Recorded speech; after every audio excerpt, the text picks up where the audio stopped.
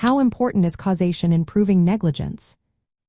Imagine trying to prove someone's negligence without showing how their actions actually caused your injury. It's like trying to connect the dots without the dots. Causation is the key piece that links the defendant's behavior to the harm you suffered. In personal injury cases, courts need to see this connection clearly. Without it, your claim might not hold up. When you file a claim for negligence, you have to prove 4 things. The first is that the defendant owed you a duty of care. The second is that they broke that duty. The third, and most vital, is causation. The last is that you suffered damages or injuries. Causation is what shows that the defendant's breach directly led to your injuries. If you can't prove this, the case usually falls apart.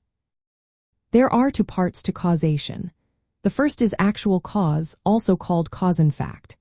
This asks if the injury would have happened without the defendant's actions.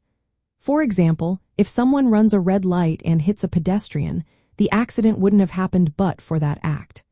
This is often tested by the invalid rule, meaning, but for the driver running the red light, the pedestrian wouldn't have been hit. The second part is proximate cause, or legal cause. This looks at whether the injury was a natural and foreseeable result of the defendant's actions. It limits liability to harms that are reasonably connected to the breach. For instance, if a driver hits a pedestrian and the pedestrian suffers a broken leg, that's a foreseeable injury.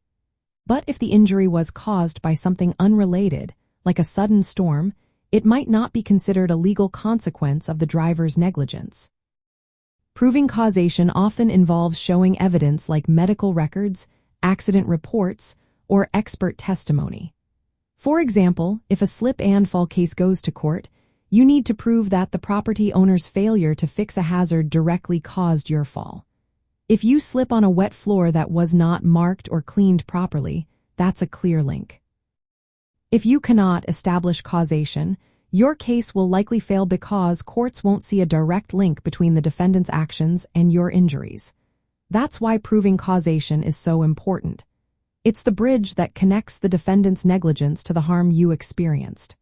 Without it, even if someone was careless, they might not be held responsible for your injuries. So, in personal injury law, causation isn't just a piece of the puzzle. It's the foundation that holds the whole case together.